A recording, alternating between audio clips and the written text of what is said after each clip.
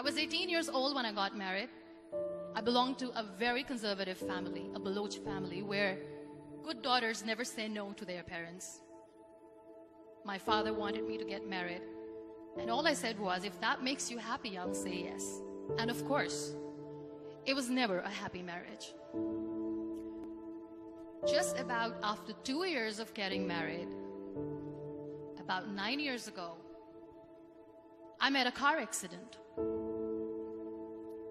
Somehow my husband fell asleep and the car fell in the ditch. He managed to jump out, saved himself. I'm happy for him.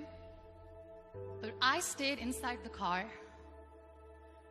and I sustained a lot of injuries. The list is a bit long. Radius ulna of my right arm were fractured. The wrist was fractured. Shoulder bone and collarbone were fractured. My whole rib cage got fractured. But that injury that changed me and my life completely was the spine injury. Many people came to rescue. They gave me CPR. They dragged me out of the car. And while they were dragging me out, I got the complete transection of my spinal cord. Those 2.5 months in the hospital were dreadful. I was at the verge of despair. One day, doctor came to me and he said, well, I heard that you wanted to be an artist, but you ended up being a housewife. I have a bad news for you. You won't be able to paint again. Next day, doctor came to me and said, your spine injury is so bad, you won't be able to walk again. I took a deep breath and I said, it's all right. Next day, doctor came to me and said, because of your spine injury and the fixation that you have in your back, you won't be able to give birth to a child again. That day, I was devastated. I started to question my existence. Why am I even alive? So what kept me going was, one day I asked my brothers, I know I have a deformed hand, but I'm tired of looking at these white walls in the hospital and wearing these white scrubs. Bring me some colors, bring me some small canvas. I want to paint. So the very first painting I made was on my deathbed, where I painted for the very first time. What an amazing therapy it was. Without uttering a single word, I could paint my heart out. I could share my story. People used to come and say, what lovely painting. So much color. Nobody could see the grief in it. Only I could. And that day I decided that I'm going to live life for myself. I am not going to be that perfect person for someone. I am just going to take this moment and I will make it perfect for myself. That I'm going to fight my fears. So I wrote down one by one all those fears. And I decided that I'm going to overcome these fears one at a time. You know what was my biggest fear? Divorce. But the day I decided that this is nothing but my fear, I liberated myself by setting him free.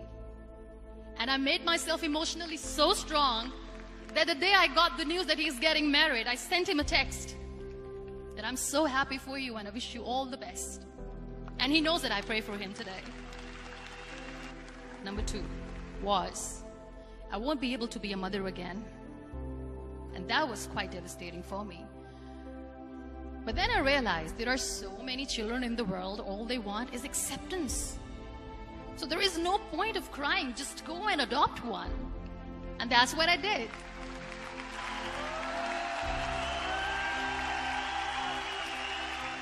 I gave my name in different organizations, different orphanages, and I waited patiently. 2 years later, I got this call from a very small city in Pakistan. I got a call and they said, are you Muniba Mazari? There is a baby boy and would you like to adopt? I could literally feel the labor pain. I said, yes, yes, I am going to adopt him. I am coming to take him home.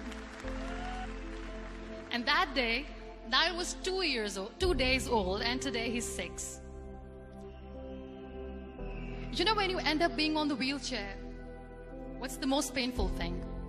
People think that they will not be accepted by the people because we, in the world of perfect people, are imperfects. So I decided to appear more in public. I started to paint. I have done a lot of modeling campaigns. I decided that I'm going to join the national TV of Pakistan as an anchor person. I became the National Goodwill Ambassador for UN Women Pakistan, and now I speak for the rights of women, children. I was featured in BBC 100 Women for 2015. I'm one of the Forbes 30 under 30 for 2016. So when you accept yourself the way you are, the world recognizes you. It all starts from within. We have this amazing fantasy about life. This is how things should work. This is my plan. It should go as per my plan. If that doesn't happen, we give up. I never wanted to be on the wheelchair. Never thought of being on the wheelchair. This life is a test and a trial, and tests are never supposed to be easy. So when you're expecting ease from life, and life gives you lemons, then you make the lemonade, and then do not blame life for that. It is okay to be scared. It is okay to cry.